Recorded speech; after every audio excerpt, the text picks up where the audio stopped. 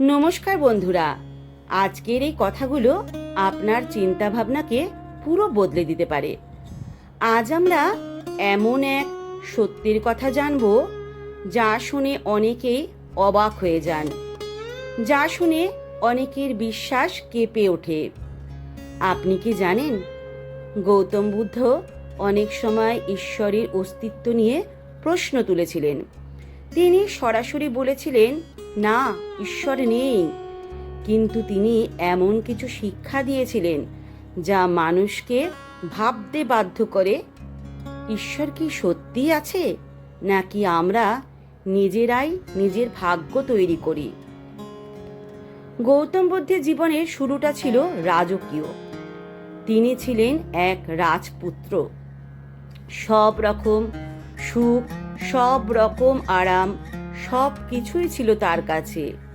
কিন্তু একদিন তিনি এমন কিছু দেখলেন যা তার জীবনটাই বদলে দিল।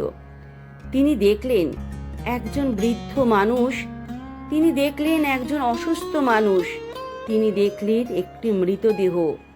এই তিনটি দৃশ্য তার মনে এক গভীর প্রশ্ন তুলে দিল। যদি জীবন এত কষ্টে ভরা হয়, তাহলে সুখ কোথায়? ঈশ্বর যদি থাকেন, তাহলে এই দুঃখ কেন? এই প্রশ্নের উত্তর খুঁজতেই তিনি রাজপ্রাসাদ ছেড়ে বেরিয়ে পড়লেন। সব কিছু ত্যাগ করে তিনি সত্যের সন্ধানে গেলেন। বছরের পর বছর তিনি কঠোর সাধনা করলেন, অনেক গুরুদের কাছে গেলেন, অনেক ধর্মগ্রন্থ পড়লেন, কিন্তু কোথাও তিনি সেই উত্তর পেলেন না। শেষ পর্যন্ত তিনি বুঝতে পারলেন, সত্য বাইরে নয়, সত্য আমাদের ভেতরে। একদিন বোধিবৃক্ষের নিচে বসে তিনি গভীর ধ্যানে লিপ্ত হলেন, আর সেই ধ্যানের মধ্যেই তিনি জ্ঞান লাভ করলেন। তিনি বুঝলেন, এই পৃথিবীর সব কিছু একটি নিয়মে চলে। এই নিয়মের নাম কজ অ্যান্ড এফেক্ট, অর্থাৎ যা কিছু ঘটছে তার পেছনে একটি কারণ আছে। কেউ দুঃখ পায় কারণ তার কাজ, কেউ সুখ পায় কারণ তার কাজ। এখানে কোনো ঈশ্বর এসে আপনার ভাগ্য ঠিক করে দিচ্ছেন না। আপনার কাজই আপনার ভবিষ্যৎ তৈরি করছে। বুদ্ধ বলতেন, আপনি যা ভাবেন আপনি তাই হয়ে ওঠেন। আপনার চিন্তা আপনার জীবন তৈরি করে। যদি আপনি রাগে ভরা থাকেন, তাহলে আপনার জীবন কষ্টে ভরে যাবে। যদি আপনি শান্ত থাকেন, তাহলে আপনার জীবন সুখে ভরে যাবে।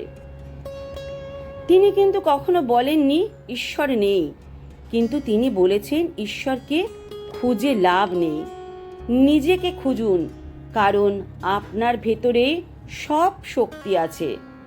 তিনি মানুষকে শিখিয়েছিলেন, অন্ধবিশ্বাস নয়, নিজে বুঝুন, নিজে অনুভব করুন। অনেক মানুষ তখন প্রশ্ন করত, যদি ঈশ্বর না থাকেন তাহলে পৃথিবীকে সৃষ্টি করেছে?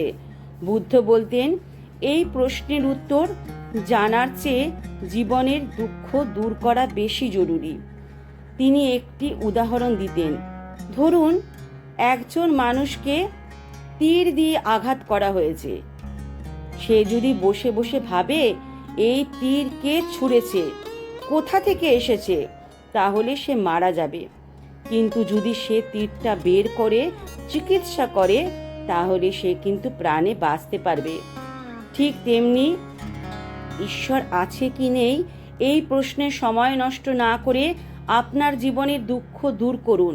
এই শিক্ষাটাই বুদ্ধের সবচেয়ে বড় শিক্ষা। তিনি বলতেন, লোভ, রাগ, অহংকার, এই তিনটে জিনিস আপনার জীবন একদম নষ্ট করে দেয়। যদি আপনি এই তিনটি জিনিসকে নিয়ন্ত্রণ করতে পারেন, তাহলে আপনি শান্তি পাবেন। তিনি মানুষকে শিখিয়েছিলেন মধ্যম পথ, অর্থাৎ না বেশি ভোগ, না বেশি কষ্ট, একটি ব্যালেন্স জীবন। তিনি বলতেন, আপনি নিজেই আপনার আশ্রয়, কেউ আপনাকে বাঁচাতে আসবে না, আপনাকেই নিজেকে বাঁচাতে হবে। এই কথাগুলো শুনে অনেকেই ভাবেন, বুদ্ধ কি নাস্তিক ছিলেন তাহলে? আসলে না, তিনি ছিলেন বাস্তববাদী। তিনি এমন কিছু বলেননি যা প্রমাণ করা যায় না। তিনি শুধু সেই কথাগুলো বলেছেন যা মানুষ নিজের জীবনে অনুভব করতে পারে। আজকের দিনে আমরা অনেকেই দুঃখে পড়লে বলি এটা ঈশ্বরের ইচ্ছা, কিন্তু বুদ্ধ বলতেন না, এটা আপনার কাজের ফল। আপনি যেমন কাজ করবেন তেমন ফল পাবেন। এই ধারণাটাই হচ্ছে কর্মা। কর্মই সব কিছু।